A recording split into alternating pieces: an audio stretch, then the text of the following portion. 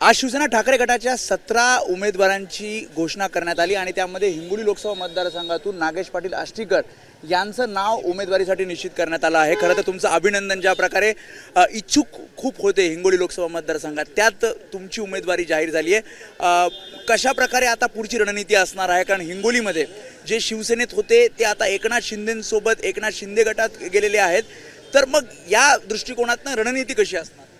नाही, सरळ रणनीती आहे, त्याच्यात काही नाही। जे गेले ते गेले, जे राहिले ते आमचे सगळे कट्टर शिवसैनिक आहेत। आणि आमच्यासारखे नेते जरी कोणी जरी इकडे तिकडे गेले असले तरी कार्यकर्ता ज्याला म्हणतो आम्ही, जो खालचा कॅडर आहे, जो शाखा प्रमुख ज्याला म्हणतो आम्ही, किंवा जे शिवसैनिक म्हणतो, तो जाग्यावरच आहे। तो कुठेही गेलेला नाही, तो कुठेही हल्लेला नाही आहे।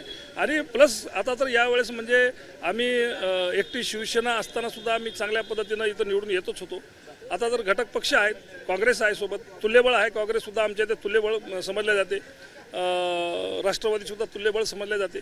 त्यामुळं आम्ही सगळे घटक पक्षाने मिळून, घटक पक्षसुद्धा आग्रही होते हिंगोलीच्या जागेसंदर्भात। ठीक आहे ना, आग्रही राहणं वाईट नसतं ना। बघा, आता आम्ही इथं बसलेले, आम्ही दोघं चौघजण तिकीट मागितलेलं आहे, मागायचं काम आहे, समजून घ्या ना तुम्ही। कसं की घटक पक्षाने मागितलंच पाहिजे, का नाही मागितलं पाहिजे?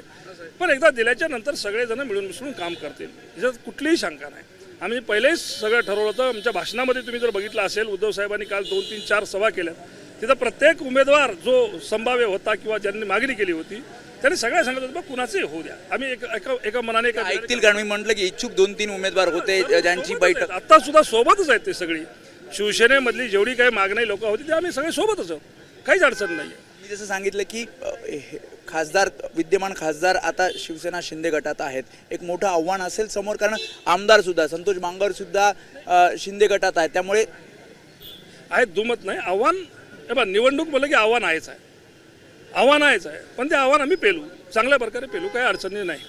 पूर्ण आत्मविश्वास आहे, 100% आत्मविश्वास आहे, काही अडचण येणार नाही। आव्हान तर आहेच, आव्हान नाही कसं म्हणताय? त्यामुळे हे होते नागेश पाटील आष्टीकर, त्यांनी सांगितले की आव्हान आहे, मात्र आव्हान पूर्णपणे आम्ही पेलू आणि जे इच्छुक उमेदवार होते ते सुद्धा मला पूर्णपणे मदत करतील, सहकार्य करतील, अशा प्रकारे त्यांनी प्रतिक्रिया दिली आहे। कॅमेरामन अरविंद वारगेसह मी वेदांत नायब, एबीपी माझा, मुंबई। एबीपी माझा, उघडा डोळे बघा नीट।